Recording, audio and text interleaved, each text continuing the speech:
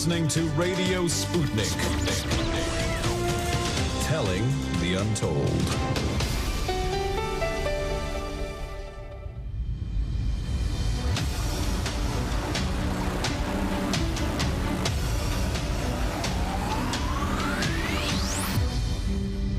And we are live from America and just outside the Matrix. It is time once again for the show that brings you the truth behind the headlines. I'm investigative journalist Lee Stranahan. And I'm former CIA officer John Kiriakou. And this is The Backstory. And by the way, our multifaceted engineer Saul and I have been going back and forth trying to get the video feed up from my end, and just, it's not working. And I know you guys have been working hard on this. It's just, sometimes there really are technical issues. And here's what's weird. An hour ago it worked. All it is, to get fairly nerdy, but I use a piece of software called OBS. OBS is Open Broadcast software. And the reason I use it is it's very popular. And on stuff like we're doing, it just works. I hit a button that says Start Virtual Camera. When I hit that, Saul magically then has the feed in the studio, except earlier when I did it, the magic happened, and now it's just not happening. And it's one of those things where Saul and I are both looking at it going, this worked before, nothing changed, and now it's not working. And you know what?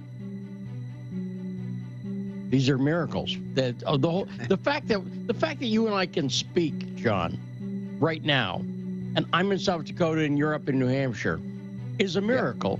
Yeah, it's pretty great. Right, it's pretty cool. But, whatever. But no video today. And so on the last show of the year, that means still no one has seen my new haircut, which is my old haircut. Here's what I did. I'd like to see. I went and I had pictures of me 2 years ago when I was in the studio there shooting some stuff, and I had pictures, and I just brought those pictures. And so when the nice lady was like, how do you want your hair? I just said, I want it as close to this as you can get. Just whatever. I'm not even saying it was good. It may not have been. But at least I match whatever the hell was going on with my head before. Does that make sense? And that was the that idea. Makes sense. Now, by the way, how's the weather? Because it was really cold last night. And now it's not too bad. Yeah. You had a way tougher time than I did. It actually warmed up here a little bit. It's in the low 30s, so the snow's beginning to melt. But I happened to take a glance at the Washington weather today, and today's 62 and tomorrow's 68. Well, we'll talk about the Pretty weather in a nice. second. Let's do the boom and talk about our great guest today that our intrepid producer Rod has put together. First That's off, right. Caleb Maupin is joining us in the first hour. I always love having Caleb on. The dude is, aside from the fact he's a nice guy, he's very smart, very knowledgeable guy. And I'm going to ask him about something. He doesn't know I'm going to ask him about it, but watch. He's going to have a good take. Not take. I don't want him to have a take. I'll talk about takes in the news in a minute, too. Sure. Then Addy Ads will be joining us. He's the young man who's been down at the Ghislaine Maxwell trial, covering it as a citizen journalist when no one else has, and he will be our last guest of the year. And we'll be taking your calls, maybe this half hour. Sure, we could. Next half hour. And it's your last chance. This is it, last show of the year. We are not on tomorrow on The Backstory.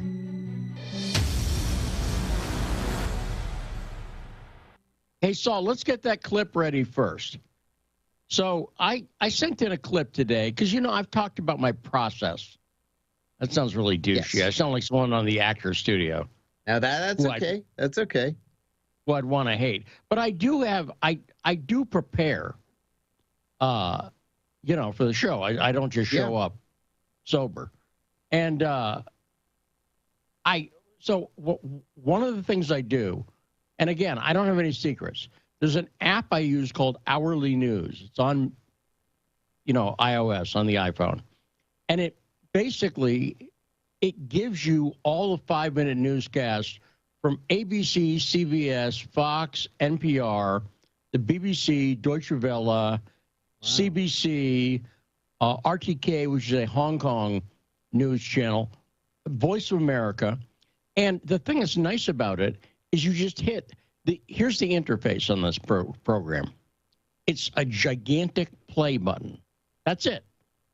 Once you set it up, you just hit play, and then it plays NPR's 5-minute newscast. When that's done, it goes to the next one. When that's done, it goes to the next one. Does that make sense? Yeah, that's really nice. It's super nice. And also, because a lot of times I prep while I'm walking. So, or while I'm doing housework or whatever, cooking, whatever. That way, I can keep doing the thing that, like walking, and I don't have to think about it. In other words, if I have 15 minutes, it's going to take me to walk from point A to point B. I can hear 3 newscasts, and I can leave my phone in my pocket. Does that make sense? Right. Yeah. Right. So I talked to Austin Pelly, who's going to be with the show. We were talking about the process, and basically I said, because he's worked on other shows here at Sputnik. He worked on Fault Lines. He also worked over on Political Misfits. And Political Misfits, they do a lot of prep.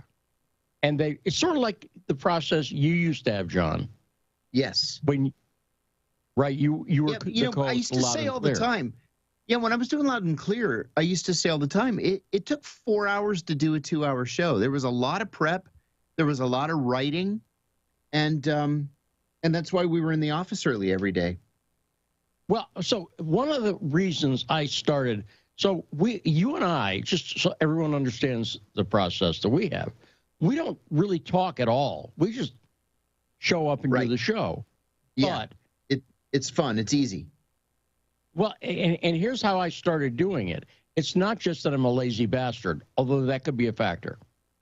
But when I was the co-host of Fault Lines with Garland Nixon, that show, now hosted by my son Shane Stranahan and Jamal Thomas, here's the thing about that show. It starts at 7 in the morning, which means, when the hell are you going to prep for 4 hours? Does that make sense? Like, you can't. That is exactly right. It's literally, you would have to show up at 4 in the morning or so. Right. And so what I would do is I would plan to get there about an hour beforehand. Mm-hmm. And then I also established. Which is still tough. Exactly. Right. Where basically I would get out of bed, take a shower, get in the car, and get into Washington. And so from where I lived in Northern Virginia, it's about a 15-minute drive. And my wife, my future ex-wife, was great and very helpful about giving rides in the morning, and then I'd take the train home at night. But Shane, who was producing at the time, she could give a ride. So she was up early. This may be a factor in my divorce. I don't know. But you and I don't talk much, but I listen to a lot of news. Now, I say that. I told you that so I can tell everybody this. I occasionally, when it is so interesting, I would recommend everybody at least listen to NPR and Fox. Mm-hmm. And, what's interesting is sometimes, John, if I told you, okay, here's the take that one of those two had. One was NPR and one was Fox. And I said, here's the take, the spin. Mm-hmm. And I said, here's the spin on story A. Was that NPR or Fox? Right. A lot of times, I would say 80% of the times, you'd guess right. You'd go, yeah, that sounds like an NPR spin. Right. But you know what? 20% of the time, you'd be completely wrong. 20% of the time, Fox is taking a spin that seems from the left. And NPR takes a spin that would seem to be from the right. But, that's only 20%. But it's telling. Mm-hmm. So one of the short newscasts I listen to is ABC. Mm-hmm. And sometimes the spin is so obvious that, I throw up a little in my mouth. And this is one of those times. And rather than just explain it, which I often do, I felt you have to hear this for yourself. So I want you to understand what's happening here is this is right in the middle of ABC's 5-minute newscast, where it's a quick run over the headlines. Okay?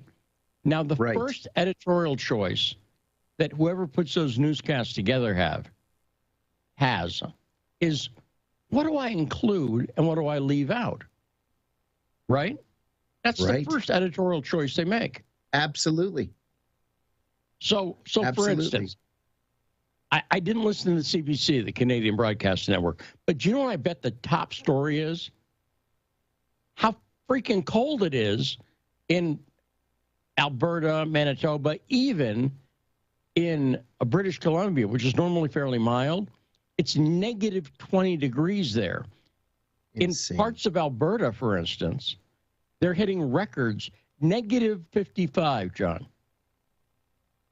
Negative 55. Right. And so I said I would talk about the weather. So in other words, but you know what?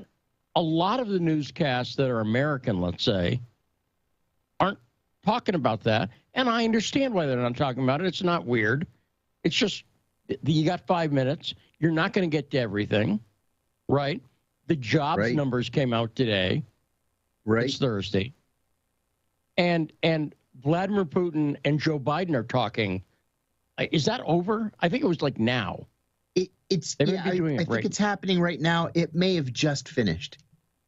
It's too early still to have had a readout. But you would think that in 5 minutes, I know you like the show Dragnet. I do, very much. I think that as an editor, you'd want to go full Jack Webb. In other words... Yeah, just the facts. Right, just the facts. President Joe Biden is, having a telephone conference with Russian President Vladimir Putin. The two are at odds over a number of issues, including the, blah, blah, blah. That's it, right? Mm-hmm, so what you're about to hear is ABC's take with Terry Moran. They say who's doing it. And I want you to listen to this because you got to hear it for yourself. Let's play that. Hit it, Saul. President Biden at his Delaware home for the holidays. Later today, though, he'll speak to Russia's leader by phone. ABC News senior national correspondent Terry Moran says there's mounting concern that Russia is preparing a full-scale invasion of the former Soviet Republic, Ukraine. Putin did send a message of holiday greetings to President Biden. And more important, in that message, Putin said he was confident, quote, that the United States and Russia, quote, can establish an effective dialogue. So that sounds good, but you never know with Vladimir Putin. And those 100,000 troops on the border, they haven't budged. Uh-huh. But you never know with Vladimir Putin. What the hell is that, Terry Moran? Right. Crazy. What, he might as well have said, but that a-hole. Right. Vladimir Putin's a jerk. You know what I'm saying? When you sent that to me earlier, I was listening to it, and as it was going on, it's very short. It's like 19 seconds. But I was going through it, and I was thinking, okay, so far, okay. And then the end hit. And I thought, no, they're just as bad as CNN and Fox and MSNBC. Well, Fox less so, but CNN and MSNBC. That is a take.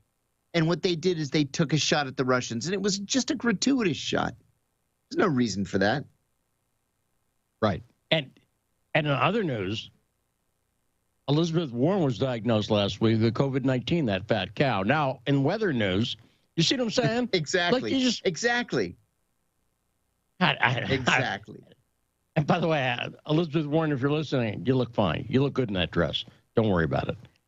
I was just using it as an example because it was just as gratuitous as if someone had done that, and just as irrelevant. He's, as a news person, he's telling his audience, well, you never know with Vladimir Putin. What the hell does he even mean by that? Yeah, exactly. I'll tell you who you never know with is the United States of America when it comes to when we sign a treaty. Ask the Native Americans about this. This is not new. When we sign a treaty, it is as good as nothing, right? It's nothing. That's right. And as I say, the Americans we do have American exceptionalism. We are exceptional at breaking treaties and agreements whenever the hell we want, just cause. Yep. So that is right. So when Donald Trump did it, I'm not excusing him at all, but I'm saying he was not breaking with long precedent. No. Right? That's right. He was doing what we do. We're America. We do that. So suck it up, the rest of the world. And what's he? So cue that up. Tell me when it's on. I want you, because it is short. I want you to play it again. And then we got Tarif. Is that what you said? Okay. I want to play it one more time because I want people to hear this one more time. It is short. And just Saul say when it's ready, because you ready? Okay. Hit it.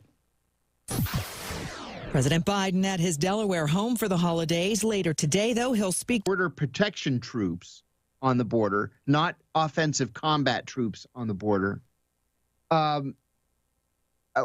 mean, every country has an inherent right to protect their borders.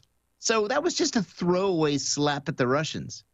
Totally unnecessary. And what he's slapping at Putin for, we've heard it twice now, but here's what it was.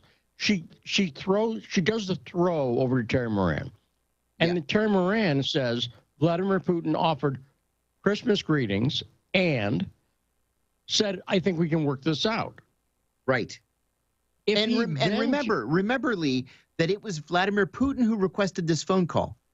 Putin's people contacted the White House yesterday or the day before and said, President Putin wants a conversation with President Biden. And it was set up at Putin's request. Now, this would have been just as bad factually. But here's the difference.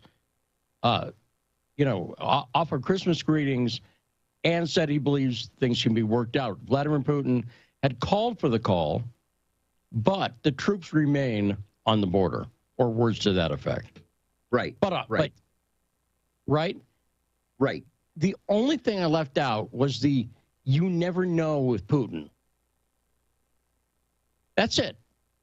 Right? So it would have been just as bad factually, but it's so blatant. The fact that Terry Moran still has a job. Yeah. And it is in no threat. No one is going to take Terry Moran aside and go, no. Oh, hey, Terry. Yeah. We didn't really need to do listen, that. Terry. Exactly. That will never happen.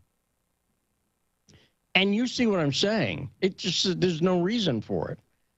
And it's completely gratuitous, completely gratuitous.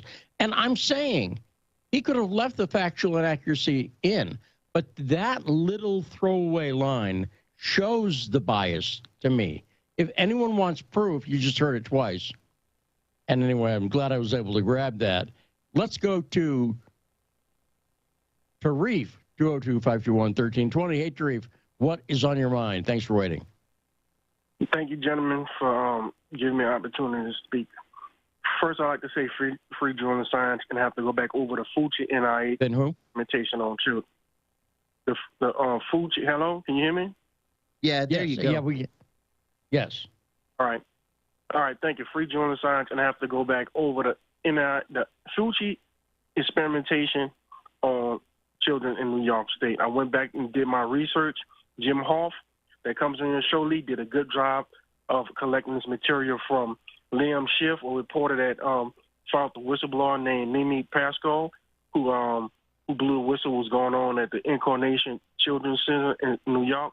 They was interviewed in 2005 on a Liz Brown show. Of 25 children, yes, did die. Then another 55 children died in foster care. Then out of the 417 children that was left, 29% of them had passed out of the 537 children that was part of the program. Okay. But how do they, without questioning that factual, because I don't know.